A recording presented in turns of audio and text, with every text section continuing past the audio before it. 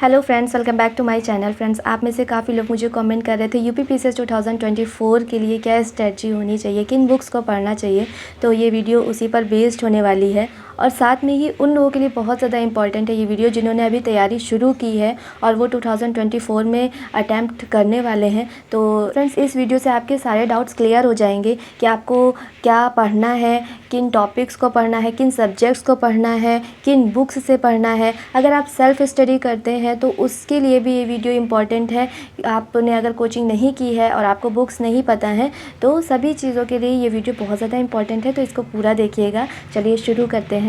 Friends, सबसे पहले आपको क्या करना है, आपको सिलेबस की कॉपी अपने पास रखनी है। आप उसे मार्केट से भी परचेज़ कर सकते हैं और साथ में ही आपको यूथ पब्लिकेशन का प्रीवियस ईयर जो क्वेश्चन की बुक है प्रीलिम्स और मेंस के लिए वो लेकर के रखनी है। इससे आपको बहुत ज़्यादा हेल्प मिलेगी कि आपको कैसे पढ़ना चाहिए।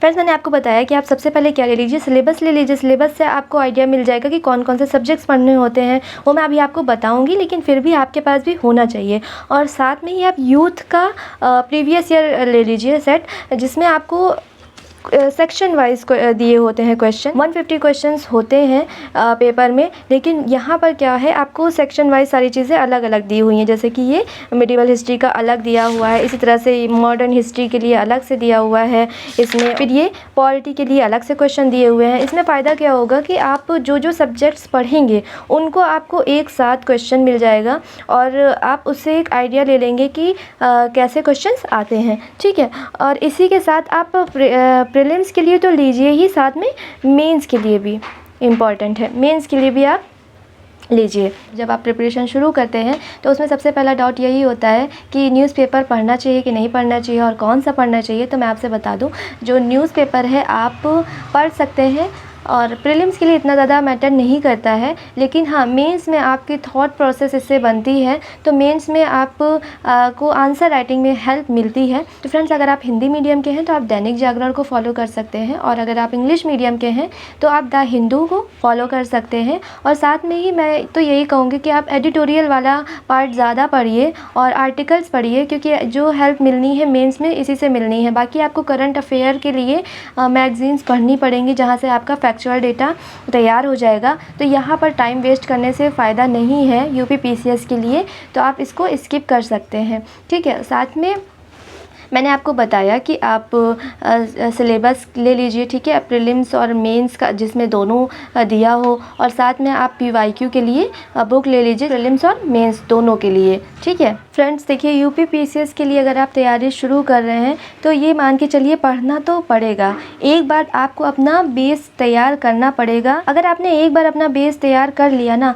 तो फिर वो प्रीलिम्स आपका नहीं रुकेगा। तो उसके लिए आपको क्या करना है, आप जैसे जैसे मैंने ये चीज़ें लिखी हुई हैं वैसे वैसे आप इसको बस समझते जाइए, आपको एक आइडिया मिल जाएगा कि कैसे पढ़ना है। फ्रेंड्स, मान लीजिए आप जून से अपनी प्रिपरेशन शुरू कर रहे हैं और सबसे अच्छा टाइम यही होता है, जैसे कि जो आपका 2024 का प्रीलिम्स होगा वो मान के चलिए मई में अगर होगा, तो आपने तैयारी शुरू की जून से, तो आपके पास अच्छा खासा टाइम होता है जिसमें आप बहुत ही अच्छी तरह से अपनी तैयारी कर सकते हैं।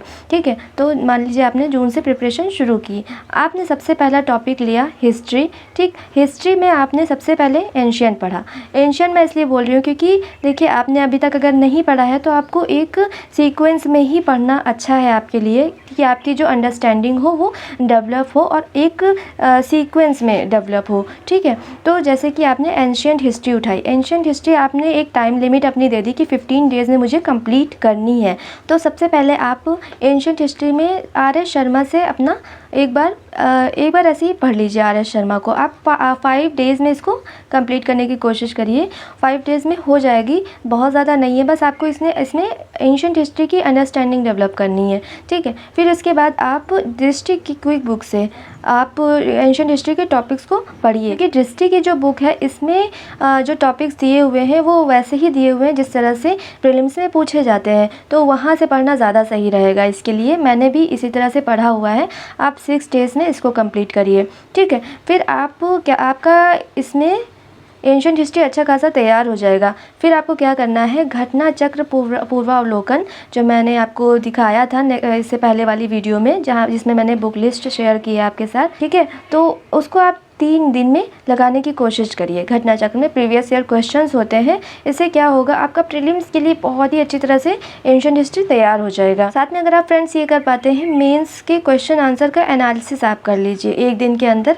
जो भी मैंने आपसे बोला है कि प्रीवियस ईयर मेंस के लिए भी आप ले लीजिए, तो उसमें क्वेश्चंस होंगे, ठीक है। आप एक अनसॉल्व भी लीजिएगा और सॉल्व भी लीजिएगा। अनसॉल्व में क्या होगा, एक साथ आपको क्वेश्चंस दिख जाएंगे, ठीक है। तो उसमें आपको पता चलेगा कि किस तरह से एंशिएंट हिस्ट्री से क्वेश्चन आते हैं, बस आपको एनालिसिस करनी है यहाँ पर, ठीक है।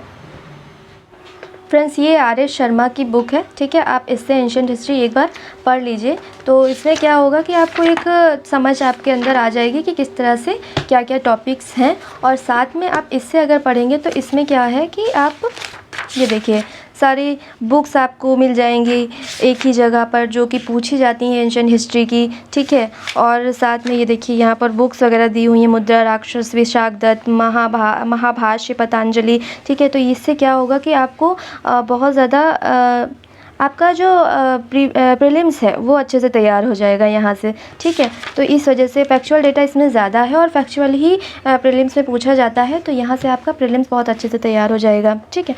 और चलिए शुरू करते हैं अब मेडिवल के लिए। तो मेडिवल के लिए आप क्या करिए, 10 डेज़ का आप टाइम लिमिट रखिए मेडिवल के लिए, और इसको सिर्फ और सिर्फ आप दृष्टि क्विक बुक से कर लीजिए। और साथ में घटना चक्र एक ही होती है घटना चक्र, जिसमें आपको एंशिएंट, मेडिवल और मॉडर्न का दिया हुआ होता है, लेकिन आपको अलग अलग इसको पढ़ना है सब्जेक्ट्स के साथ। एंशिएंट वाला पार्ट आप जब पढ़ लीजिए तो एंशिएंट की घटना चक्र, उसमें से एंशिएंट वाला पार्ट आप सॉल्व करिए। मेडिवल जब आप पढ़िए तो मेडिवल वाला पार्ट सॉल्व करिए, ठीक है। बस आपको इतना ही करना है। और मेंस के लिए क्वेश्चन आंसर का सिर्फ एनालिसिस करना है कि किस तरह से क्वेश्चन आए हुए हैं। फ्रेंड्स ये घटना चक्र इसमें हिस्ट्री का टोटल दिया हुआ है, एंशिएंट से लेकर के आपको मॉडर्न हिस्ट्री तक, ठीक। मैं ये कहना चाह रही हूँ आपसे कि आप जब एंशिएंट हिस्ट्री पढ़िए तो एंशिएंट वाला पार्ट आप सॉल्व कर लीजिए यहाँ से, ठीक है। फिर आप जब मेडिवल हिस्ट्री पढ़िए तो मेडिवल वाला पार्ट सॉल्व कर लीजिए। इसी तरह से जब आप मॉडर्न हिस्ट्री पढ़िए तो मॉडर्न का पार्ट सॉल्व कर लीजिए। देखिए एंशिएंट हिस्ट्री में काफ़ी कम है, इसलिए मैं कह रही हूँ कि 3 to 4 डेज़ में आपका हो जाएगा। इसी तरह से ये भी आपका हो जाएगा, ठीक है। लेकिन आपको मॉडर्न हिस्ट्री में थोड़ा सा टाइम देना पड़ेगा क्योंकि टॉपिक ज़्यादा हैं, ठीक है। तो इस तरह से आप एक टाइम लिमिट में इसको करने की कोशिश करिए। फ्रेंड्स अब बात करते हैं मॉडर्न हिस्ट्री की। मॉडर्न हिस्ट्री कैसे करना है फ्रेंड्स, देखिए आप 10 डेज़ में स्पेक्ट्रम को करने की कोशिश करिए। ये है स्पेक्ट्रम, ठीक है। जब आप पढ़ने लगेंगे ना, इंटरेस्ट एक बार डेवलप हो जाएगा तो क्या होगा, ये कंप्लीट हो जाएगी। तो आप इसको पढ़ना ही पड़ेगा, है ना। ऐसा नहीं है कि बिना पढ़े काम चल जाएगा, इसको तो पढ़ना ही है। तो 10 डेज़ में आप इसको सिर्फ जल्दी जल्दी ऐसा पढ़ने की कोशिश करिए। फिर आप इसको सिर्फ हाईलाइट करते जाइए। देखिए मैंने इसको कई बार पढ़ा हुआ है, ठीक है। लेकिन स्टार्टिंग में मैंने ऐसे ही किया था, मैंने सिर्फ हाईलाइट किया था। फिर उसके बाद मैंने जब दोबारा इसको पढ़ा, ठीक है, तो इसमें मैंने फिर से और चीज़ें हाईलाइट की जो इम्पॉर्टेंट थी। तो आपको भी तभी समझ में आएगा। जैसे आपने 10 डेज़ में इसको एक बार कंप्लीट कर लिया, उसके बाद आप 5 डेज़ में इसको फिर से पढ़ने की कोशिश करिए। जो चीज़ आपने हाईलाइट की है उसको आप अच्छे से और पढ़ लेंगे। जो चीज़ नहीं हाईलाइट की थी, दूसरी बार में आपको इम्पॉर्टेंट लग रहा है वो, उसको भी आप पढ़ लीजिए, ठीक है। और साथ में ही घटना चक्र आप इसका सॉल्व करने की कोशिश करिए। 5 to 6 डेज़ में इसको भी आप करने की कोशिश करिए, हो जाएगा, ठीक है। और इसके बाद आप आर्ट एंड कल्चर पर आइए। आर्ट एंड कल्चर भी आपको 5 डेज़ में कंप्लीट करना है, और इसके लिए आप 11th और 12th की NCERT ले सकते हैं, ठीक है। तो ये रहा आपका जून और जुलाई में, ठीक है। आपका सिर्फ और सिर्फ हिस्ट्री का पार्ट कंप्लीट होगा। 2 मंथ्स आपको लग जाएंगे, जिसमें आपको एंशिएंट करना है, मेडिवल करना है, मॉडर्न करना है, और साथ में आर्ट एंड कल्चर को भी पढ़ना है। फ्रेंड्स ये आर्ट एंड कल्चर आप इस तरह से बुक आती है जिसको आप कर सकते हैं, ठीक है।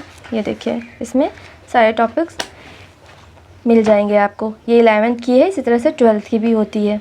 फ्रेंड्स अब आते हैं नेक्स्ट पर। उससे पहले आप ये समझ लीजिए कि मेंस में आपको क्या क्या करना होता है। एक होता है GS पेपर 1, 2, 3 एंड साथ में 4, ठीक है। तो जो GS पेपर 4 होता है उसमें आपको क्या पढ़ना होता है, एथिक्स पढ़ना होता है, ठीक। तो यहाँ पर भी आपको मेंस लेकर के चलना है। ऐसा नहीं है कि आप सिर्फ प्रीलिम्स की तैयारी करें, क्योंकि प्रीलिम्स की तैयारी कर लेते हैं आप और प्रीलिम्स निकल भी जाता है, कोई फ़ायदा नहीं है, क्योंकि मेंस में आप फिर फंस जाएंगे। फ्रेंड्स मेरे साथ भी यही हुआ, क्योंकि मैंने जॉब के साथ प्रिपरेशन शुरू की थी, इस वजह से मैं मेंस को उतना ज़्यादा नहीं पढ़ पाई। तो चलिए देखिए, यहाँ पर एथिक्स को आपको कवर करना है 15 डेज़ में, है ना। सिलेबस आप देखिए आपको इसके लिए क्या करना है, सबसे पहले आपको सिलेबस देखना है। सिलेबस में जो पॉइंट्स दिए हुए हैं उनके आपको नोट्स बनाने हैं, ठीक है। और साथ में प्रीवियस ईयर क्वेश्चंस जो हैं में आए हुए उनको भी आपको 5 डेज़ में एनालिसिस करके बहुत अच्छी तरह से नोट्स बना लेने हैं, जो चीज़ें इम्पॉर्टेंट हैं, ठीक है। और इसके लिए आप ये ले सकते हैं हेल्प के लिए घटना चक्र, ठीक है। इस मेंस के लिए भी आती है घटना चक्र, तो आप इस तरह से एक घटना चक्र ले लीजिए एथिक्स के लिए। उससे आपको आइडिया मिल जाएगा कि कौन से बार बार टॉपिक्स आते हैं, आप उनको अच्छे से कवर कर लीजिए। फिर अगस्त के 20 दिन लग जाएंगे आपको ये सब करने में, एथिक्स को कंप्लीट करने में। फिर बचे 10 दिन। आप इन 10 दिन में आप ये पॉलिटी लक्ष्मीकांत, ठीक है, लक्ष्मीकांत शुरू करिए। 10 दिन आप इधर पढ़िए लक्ष्मीकांत को, और फिर आगे आपको 20 दिन और देने हैं लक्ष्मीकांत में, ठीक है। लक्ष्मीकांत में आपको काफ़ी टाइम लगेगा। मान के चलिए कि 10 दिन आपने इधर दिए, 10 दिन आपने इधर दिए लक्ष्मीकांत को, टोटल आपने 20 डेज़ दिए लक्ष्मीकांत में। और उसके बाद आप घटना चक्र पूर्वावलोकन लगाइए। और साथ में मेंस के लिए जो PYQ हैं, जो पॉलिटी के PYQ आए हुए हैं, उनका एनालिसिस कर लीजिए 10 दिन के अंदर, ठीक है। तो टोटल आपके सितंबर के 20 दिन और अगस्त के 10 दिन आपकी जो पॉलिटी है वो बहुत ही अच्छी तरह से कवर हो जाएगी। आपको बहुत कॉन्फिडेंस आएगा पॉलिटी में। और देखिए पॉलिटी में प्रीलिम्स में भी लगभग 20 क्वेश्चन आराम से आते हैं, 20 से 25 क्वेश्चन। और मेंस का तो जो पेपर 2 है, ठीक है, मेंस का जो GS पेपर 2 है वो पॉलिटी ही है, ठीक है। उसमें सबसे ज़्यादा इंपॉर्टेंट जो पार्ट है वो पॉलिटी है। तो आपका यहाँ से देखिए प्रीलिम्स भी बहुत अच्छे से कवर होगा और मेंस भी कवर होगा। ये लक्ष्मीकांत है, इसका नया एडिशन भी आ चुका है मार्केट में, तो आप ये परचेज़ कर लीजिए। और साथ में ही आप ये घटना चक्र पूर्वावलोकन ले लीजिए पॉलिटी के लिए, और इसमें गवर्नेंस भी है। आप इससे क्वेश्चन लगा लेंगे एक बार तो आपके प्रीलिम्स अच्छे से तैयार हो जाएगा। फ्रेंड्स अब नेक्स्ट पर आते हैं, ज्योग्राफ़ी, ठीक है। आपके सितंबर में अभी 10 दिन बचे हुए हैं, इसमें आपको इंडियन ज्योग्राफ़ी शुरू करनी है, ठीक है। इंडियन ज्योग्राफ़ी पढ़नी है। और साथ में अक्टूबर में भी आपको इंडियन ज्योग्राफ़ी के जो टॉपिक्स नहीं हुए होंगे उनको कंप्लीट करना है, और इंडियन ज्योग्राफ़ी के लिए घटना चक्र को लगाना है, ठीक है। ये भी आप 7 डेज़ में इसको कंप्लीट करने की कोशिश करिए। और साथ में जो ज्योग्राफ़ी, इंडियन ज्योग्राफ़ी के मेंस में जो क्वेश्चन आए हुए हैं, ठीक है, उनको भी आप 3 डेज़ में एनालिसिस करिए। और ये 10 दिन का टाइम आप इधर अक्टूबर में लीजिए इंडियन ज्योग्राफ़ी के लिए, ठीक है। और इसके साथ ही आप फिर शुरू करिए वर्ल्ड ज्योग्राफ़ी। 15 डेज़ का टाइम लीजिए आप वर्ल्ड ज्योग्राफ़ी को कवर करने के लिए। और इसके बाद आप घटना चक्र पूर्वावलोकन से जो भी क्वेश्चंस हैं बहुत अच्छी तरह से 7 डेज़ में इनको कंप्लीट करिए। और फिर मेंस के जो PYQ हैं उनको 3 डेज़ में कंप्लीट करिए, ठीक। एनालिसिस करनी है आपको यहाँ पर। जो ज्योग्राफ़ी के लिए सोर्स है वो आप 6 to 12, ठीक है, 6 to 12 NCERT लीजिए। और साथ में ये घटना चक्र पूर्वावलोकन है ही, इससे आपका बहुत अच्छी तरह से कवर हो जाएगा, ठीक है फ्रेंड्स। तो फ्रेंड्स यहाँ पर देखिए आपको कितना टाइम मिला। आप 10 डेज़ में इधर आपने लिया इंडियन ज्योग्राफ़ी के लिए, फिर 7 डेज़ इधर आपने लिए, ठीक है, और 3 डेज़ ये लिए। इंडियन ज्योग्राफ़ी में आपने टोटल लिए कितने दिन, 20 डेज़ लिए। फिर इसके बाद वर्ल्ड ज्योग्राफ़ी में आपने लिए टोटल 25 डेज़, ठीक, 25 डेज़। तो यहाँ पर आपका अक्टूबर तक के आपने क्या कर लिया, ज्योग्राफ़ी कंप्लीट कर ली। फ्रेंड्स अगर आप इस तरह से कवर करते हैं तो देखिए आपका जून से लेकर के अक्टूबर तक के क्या क्या कंप्लीट हो चुका है। हिस्ट्री कंप्लीट हो चुकी है, एथिक्स कंप्लीट हो चुकी है, पॉलिटी कंप्लीट हो चुकी है, और ज्योग्राफ़ी। ये सारे ऐसे सब्जेक्ट्स हैं जो बहुत ही ज़्यादा इंपॉर्टेंट हैं, तो आपके ये कंप्लीट हो चुके हैं। फ्रेंड्स इसके बाद आपको शुरू करना है नवंबर में साइंस। साइंस भी बहुत ही ज़्यादा इंपॉर्टेंट है, लगभग 25 क्वेश्चन इससे आते हैं, ठीक है। तो आप 15 डेज़ लीजिए साइंस को कंप्लीट करने में। मुझे ऐसा लगता है कि जो UPPCS है इसमें घटना चक्र पूर्वावलोकन साइंस के लिए इनफ है। इससे आपके क्वेश्चन बन जाते हैं एग्ज़ाम में। अगर आपका बैकग्राउंड साइंस साइड है, मेरा बैकग्राउंड साइंस साइड था, तो मुझे इतनी ज़्यादा प्रॉब्लम नहीं होती है। लेकिन अगर आपका साइंस साइड नहीं था बैकग्राउंड, तो आप लूसेंट पढ़ सकते हैं। इसके लिए पहले आप लूसेंट से एक आइडिया ले लीजिए कि क्या क्या होता है साइंस में, कौन कौन से टॉपिक्स होते हैं। और फिर फ्रेंड्स आप 15 डेज़ में घटना चक्र लगाने की कोशिश करिए। और इसमें जो बार बार क्वेश्चन पूछे गए हैं, इंपॉर्टेंट फैक्ट्स हैं, उनके नोट्स बना लीजिए, शॉर्ट नोट्स, ठीक है, बनाते हुए चलिए पहली बार में। इससे क्या होगा कि आपको बार बार इस साइंस के लिए पूर्वावलोकन नहीं पढ़नी पड़ेगी, आप उन नोट्स को देख लेंगे तो आपका हो जाएगा उससे, ठीक है फ्रेंड्स, ये साइंस की पूर्वावलोकन है, घटना चक्र। ठीक है, इसमें देखिए आपको इस तरह से टॉपिक्स दिए हुए हैं। यहाँ पर फिजिक्स के लिए भी टॉपिक्स दिए हुए हैं, ठीक है, और केमिस्ट्री के लिए भी, और इधर बायोलॉजी के लिए। बायोलॉजी का बहुत ज़्यादा इंपॉर्टेंट, इससे बहुत ज़्यादा क्वेश्चन पूछे जाते हैं, तो आप इस पर ज़्यादा फोकस करिएगा। ठीक है, जो बायो के टॉपिक्स हैं इनको आप अच्छे से पढ़िएगा। ये आपको इंग्लिश मीडियम में भी मिल जाएगी और हिंदी मीडियम में भी मिल जाएगी। ठीक, आप अपने अकॉर्डिंग इसको परचेज़ कर सकते हैं।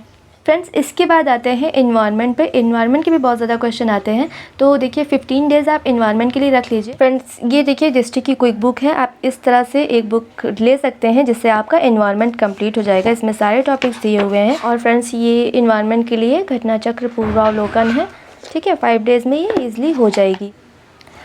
फ्रेंड्स, अब दिसंबर में आपको क्या करना है, दिसंबर में आप इकोनॉमिक्स पढ़िए। इकोनॉमिक्स आपको कैसे पढ़नी है, प्रीलिम्स के लिए आपको PYQ देखने हैं, जहाँ से आपको पता चलेगा कि किन किन टॉपिक्स से इकोनॉमिक्स में आप पूछे जाते हैं क्वेश्चन। जैसे कि पॉवर्टी से पूछे जाते हैं, अनएम्प्लॉयमेंट से पूछे जाते हैं, मॉनेटरी पॉलिसी से पूछे जाते हैं क्वेश्चन।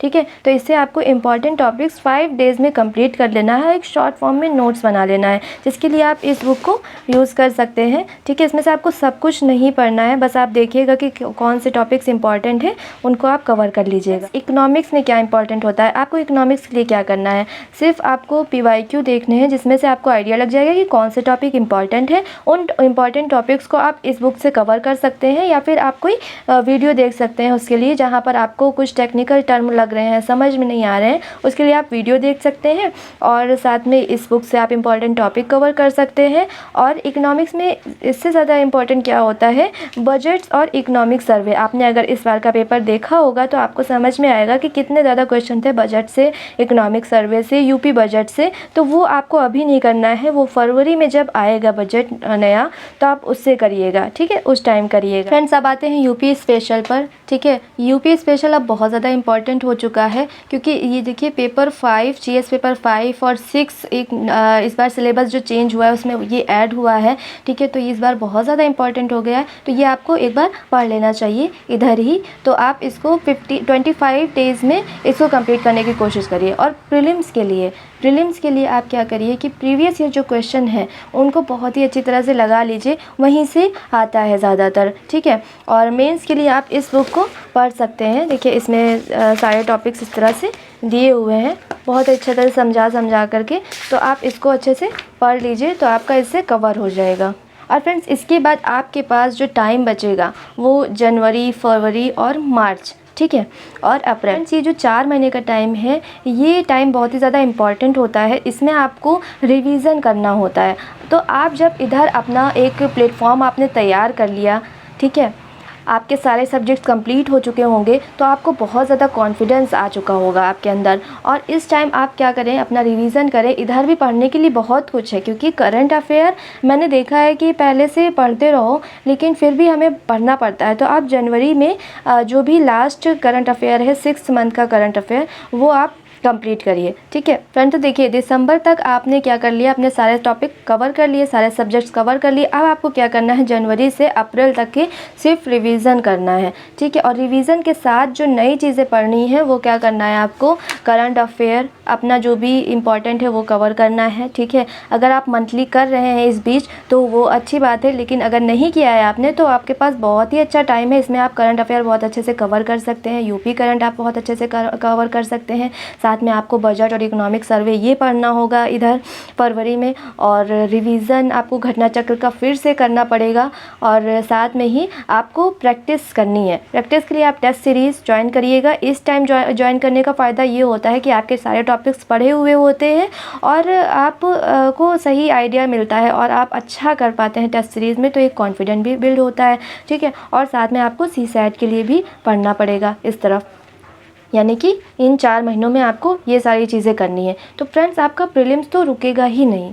ठीक है, और आपका मेंस के लिए भी बहुत ही अच्छी तैयारी हो जाएगी। और प्रीलिम्स आपका जब क्वालिफाई हो जाएगा तो मेंस में आपके लिए नया कुछ नहीं रह जाएगा, बस कुछ चीज़ें आपको पढ़नी पड़ेंगी और आंसर राइटिंग करनी पड़ेगी। ठीक है फ्रेंड्स, हिंदी के लिए आप तो इस बुक को ले सकते हैं, डॉक्टर हरदेव बारी की बुक है ये। आपकी CSAT के लिए बहुत अच्छी प्रिपरेशन इस बुक से हो जाएगी। और साथ में मेंस में जो टॉपिक्स दिए हुए हैं, विलोम शब्द और अनेकार्थी शब्द, ये सारे भी टॉपिक्स आप आपके इससे बहुत अच्छी तरह से कवर हो जाएंगे। और इस बुक को पढ़ने का एक बेनिफिट ये भी है कि आर के लिए भी आपको कहीं दूसरी जगह से नहीं पढ़ना पड़ेगा, यहीं इसी बुक से आपको सब कुछ मिल जाएगा। ठीक है, तो जो लोग मुझसे पूछ रहे थे कि हिंदी के लिए किस बुक से पढ़ा जाए, तो आप इस बुक को ले सकते हैं और बाकी लोग भी सीसैट के लिए इस बुक को ले सकते हैं। ठीक है फ्रेंड्स, तो फ्रेंड्स अब मैं आपको एक बार और अच्छे से बता दे रही हूँ।